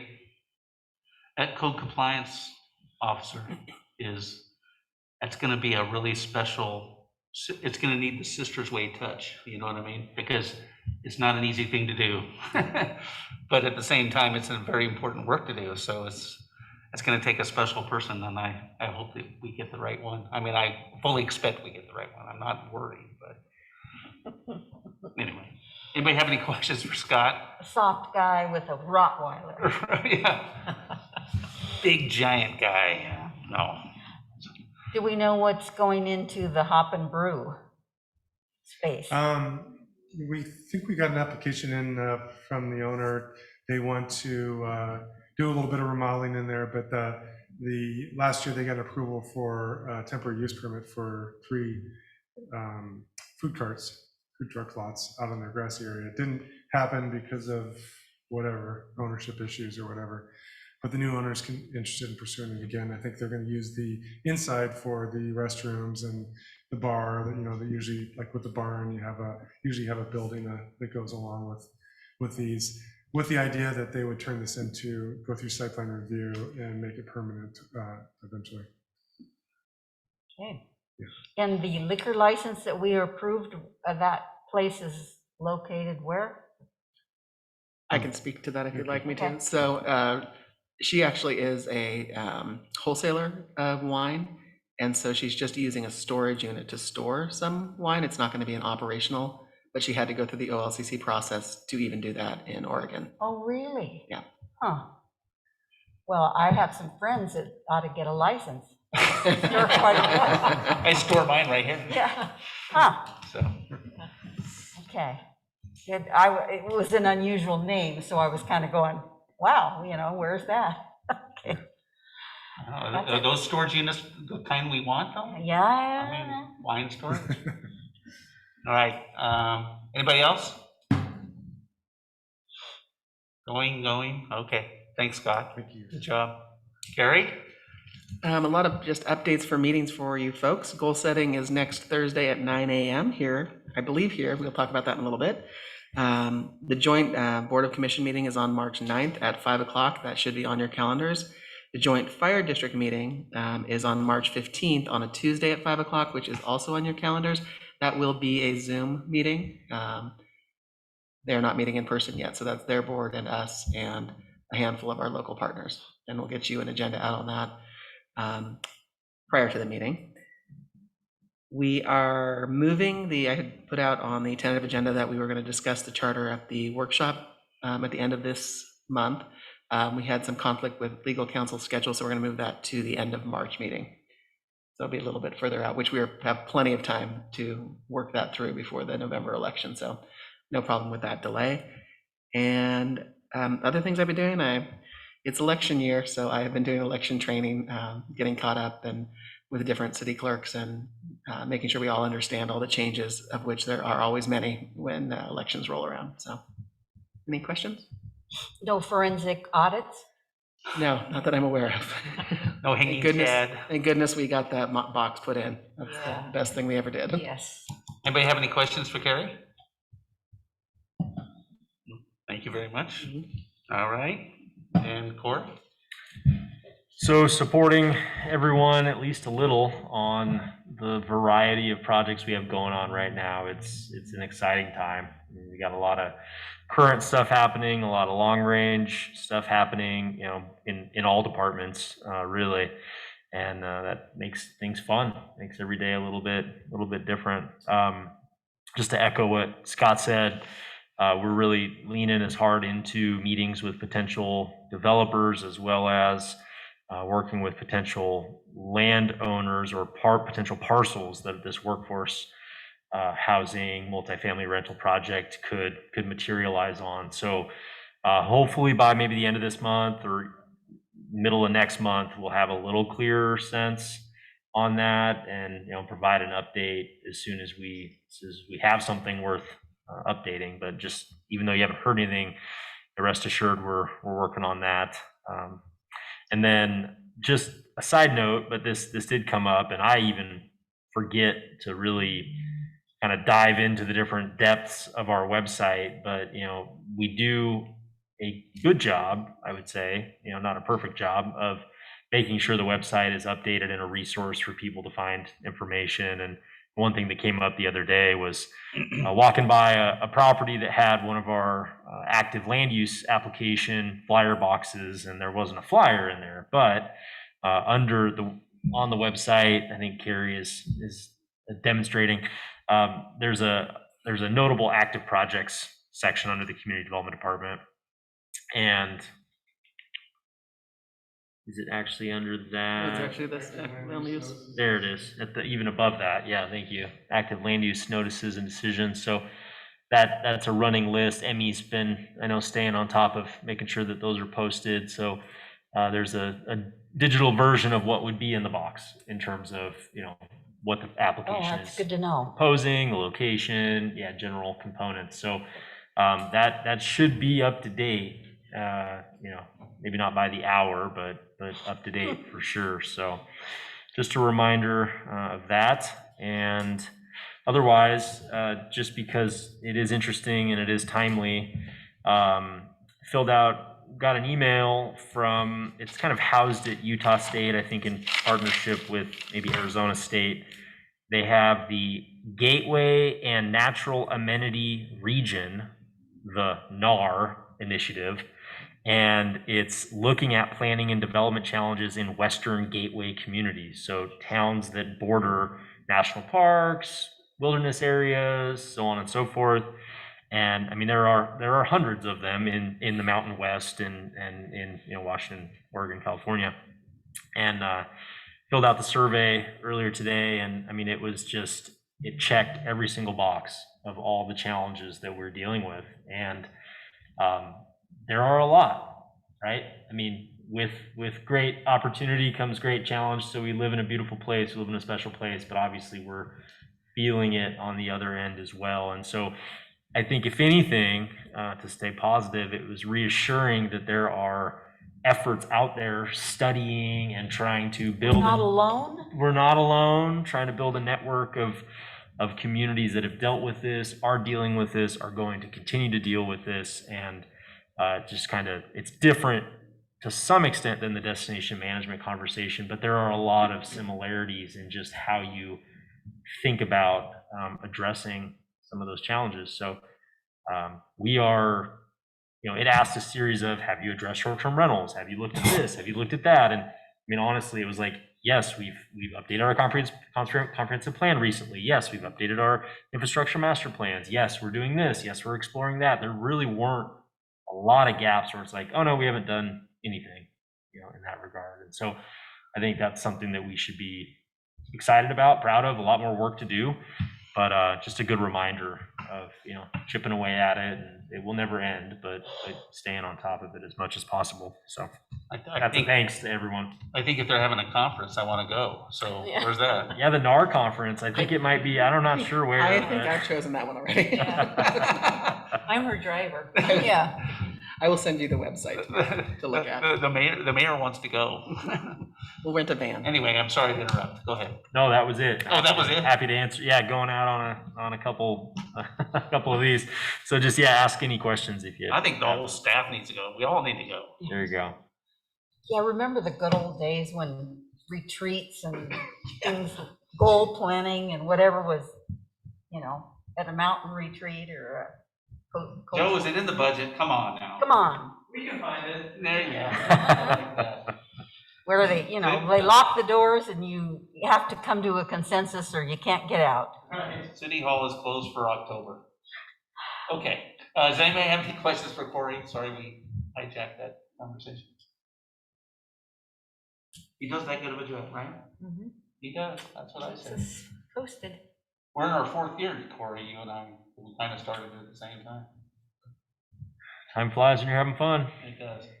All right, on to mayor and councilor business. I'll start off.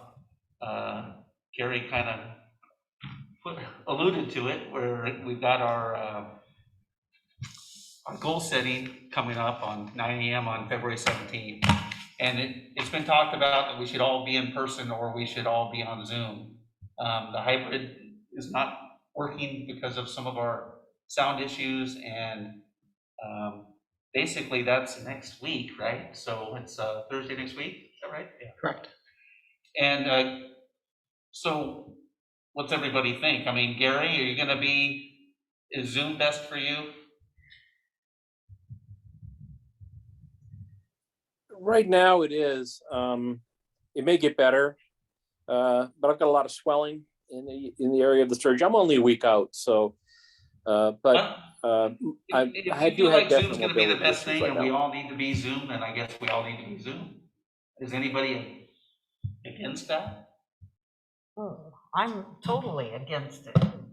I will do it, but I hate not being in the same room when we're talking about goals. Yeah, but we would have to wear masks, and that does lose a little bit. Oh, of yeah, sense. yeah. I don't like the hybrid, so I think we should do one or the other, that's for Okay. sure. So if there are some people that, you know, it's really important to do Zoom, then I'll Zoom it.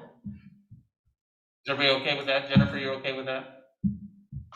Yeah, I think by next week I'd be comfortable coming in person, but I mean, we can roll Gary in on a bed and feed him grapes and whatnot if that's what's needed, but you know. Is there another angle I'm missing? No pressure, Gary.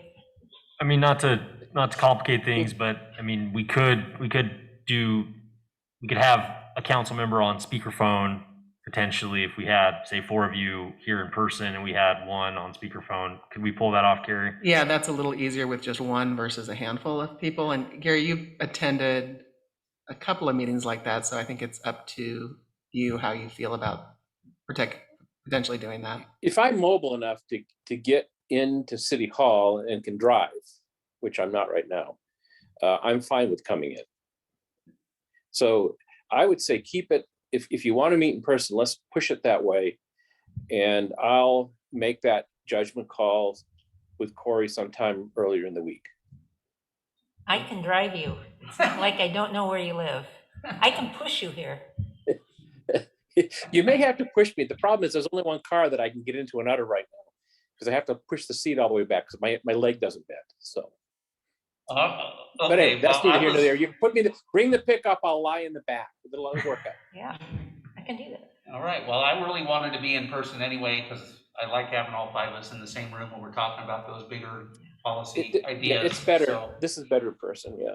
yeah, I okay. agree. Well, we'll do it in person then, and then if Gary needs to be on the phone, he can be on the phone. Sounds like we have a plan. Other things, as far as I'm concerned, I was on a call with Senator Merkley today. It was a town hall from 4 to 4:30. You know, the biggest issues are all the same issues that we're always talking about. It's homelessness, it's affordable housing, it's, you know, COVID's still part of it. Joblessness, you know, you name it, they're all there. It made the issues in Sisters feel a little small sometimes, even though we have those same issues, we have them on smaller scales. And so, a smaller scale. And so, you know, after hearing the mayor of Bend talk about all the issues there, and then Commissioner Chang talk about, you know, countywide, and half an hour went by like that. I really didn't feel necessary to jump in there and talk about a roundabout, or, you know, fire mitigation was a topic as well. So I didn't need to pile on there a whole lot. And it was just a lot of promises of a lot of money coming, and we'll see, I guess. If anybody has anything that they want to get to his office though, because you know, was on the call and I talked to BJ, his assistant there. I know you're familiar with him as well. If anybody has any particular issue they want to get to his office, I can do that. I know Corey can do that at any time. And so if there's an opportunity I missed, or there's just one particular topic that you want to get to Senator Merkley's office, let me know or let Corey know. We can definitely get it in front of him. At least we can get it to BJ. I don't know about, I don't know if it'll actually make it all the way to his desk, but he did offer up that if anybody who didn't talk wanted to bring up a subject or two, we could certainly do that. And maybe we'll talk about that on Tuesday if we have anything we want to talk about. Yeah, I mean, just real briefly, the big one is, you know, we're waiting to hear on 2 funding opportunities next month for the roundabout. Yeah. And if we somehow, hopefully not, go over 2, you know, it was on the radar to talk to both our senators, everyone in the congressional delegation, potentially about, you know, hey, can we get a congressionally directed spending authorization, basically an earmark for funding. So we're monitoring that. We'll know more in the next, you know, 4 to 6 weeks as we head into next month on that project in particular. Maybe if we want to preempt that, send them a paragraph or 2. Oh, we did a year ago. Yeah, We said, hey, we'll wait, we'll know. I mean, like the Okay. raise application we submitted back in the summer, it's kind of just been a waiting game, so. Sounds good. Yeah. There is a legislative session going on. COCO's next Monday, so I won't know a whole lot, I think. Yeah, I think it's next Monday. So I'll let you know if I hear anything, if there's any legislative piece that you want Doug Riggs or COCO to look at as a group, let me know, and I will, or if you have questions, just send me an email or something, and I'll, try and put it before the group. So nice to hear that they're getting along so well. Yeah, the one thing I was worried about was the 3%. I'm not sure, I just don't know if we need more taxes. It seems like our money is getting shorter and shorter every month these days. So anyway, that's all I have. Nancy? I filled in for Gary for the Park Advisory Board last Wednesday. Basically, their meeting was understanding what their role is and in working for and helping city council meet the goals. They do have a field trip to Creekside. There are a lot of new board members. I think it'll be a really good working group. And also a good deal of time was spent on the role that they will play in the park master plan. So that was pretty much it. I did want to bring up the freedom stickers letter we all received. I think it's a valuable service for the community. I don't have an issue with us putting them in all the public bathrooms, including the stalls here at City Hall. And I would hope that we could take some action tonight. A head nod saying yes, no. Do we need formal action? I don't think we need formal action. I hadn't had a chance to talk with Paul, but I mean, again, if council doesn't have any objection, and I mean, I think the biggest thing would just be concerns of, kind of vandalism or trying to keep them, in good condition, I guess. But other than that, I don't see an issue necessarily. I'd like to see the stickers up. Yeah, I don't think there's any political blowback or anything that would be involved. I can't see a negative side to it anywhere. I've seen them other places I've been, and every now and then we get the wake-up call that, yeah, it's right here in River City. So I think it's okay with me. You guys okay with stickers? Do you remember that email? Okay, we got 5 head nods, so. Yeah, I do. I was having a conversation with a friend who works in another city in Central Oregon, and offhand that exact topic came up in that it is happening here. Yeah. Okay, thank you. And then And I've seen it in my travels across the country. They're really, they don't take a lot of space, and they seem to work fairly well. Okay, thank you. Yeah, and then the last thing I have is, it didn't make the paper today, but Linda Klein from C4C, the executive director, has resigned. If you know of a good candidate, they sent out the job description. She is taking a job in Redmond as I wrote it down somewhere, housing analyst. There you go. Thank you. So look for change with C4C. And that's it. All right, Andrea? We, like Corey said, we're, getting close to finding out whether our funding that we anticipate coming for the roundabout is going to come through the sources that we were hoping for. So we just kind of have to wait for that. We had Public Works Advisory Committee meeting last night, and we're still in training pretty much on those folks. We have a couple of people that are very interested in engineering types that, really love this stuff. And then everybody else is like me, and so they had the presentation last night on the water and wastewater study that we're going to be doing. And we just went on the water side, and they had a engineer's presentation. It was a little wonky, but Paul and Troy broke in every time when he could see we were all going, and said, well, what this means is this will enable us to do this, and this is why we did this, and, to pull us back in. And so, people we've got a brand new person that just started at this meeting. So everybody's pretty much still in training mode, but it's going to be interesting. Good stuff coming. Maybe we should have them in on council and see how we run. because we're so efficient. Yeah. I'm just teasing. Not wonky at all. Not wonky it ever. All right, thank you. That's it. Counselor Letts? I had a COIC meeting last week. A couple of takeaways from that. Janelle Rule has been working with Camp Sherman on their broadband project, and they will want or are hoping for some letters of support for that project when they kind of get their ducks in a row on that. After and that's mostly just getting some legal things and permits and stuff taken care of. But they do want some letters of support. So I already reached out to her and said we would probably be very happy to do that for our neighbors up north there. Second, Scott Aycock kind of had a discussion with our board about gauging a need for grant writers. They don't have a grant writing staff. It's a chicken egg thing because their COIC is funded, from entities like us for the most part, and grants and stuff like that.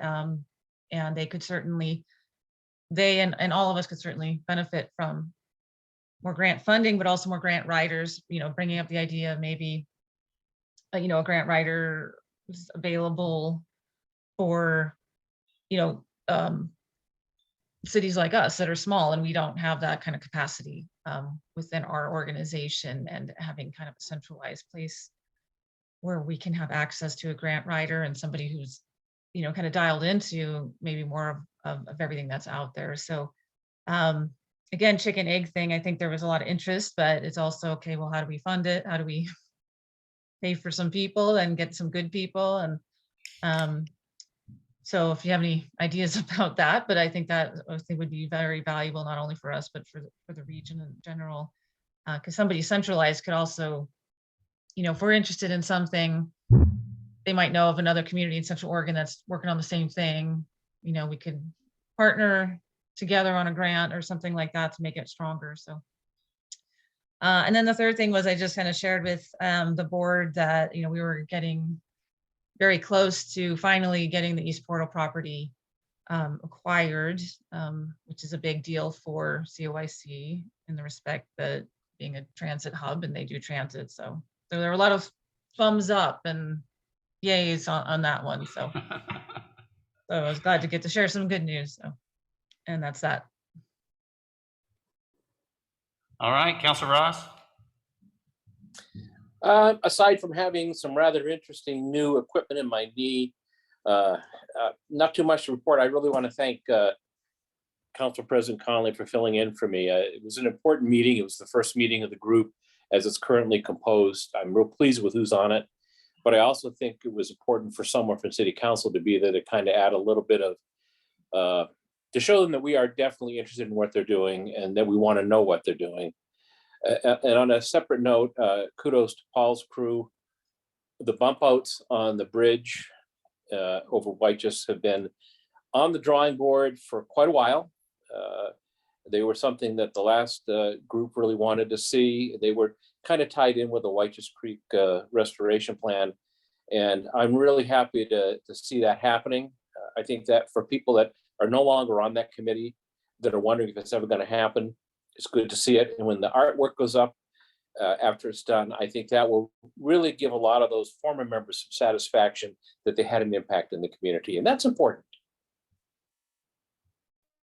All right, thanks. And I had one more that I forgot to tell about myself. So also today was the Deschutes County Broadband Action Team BAT kickoff.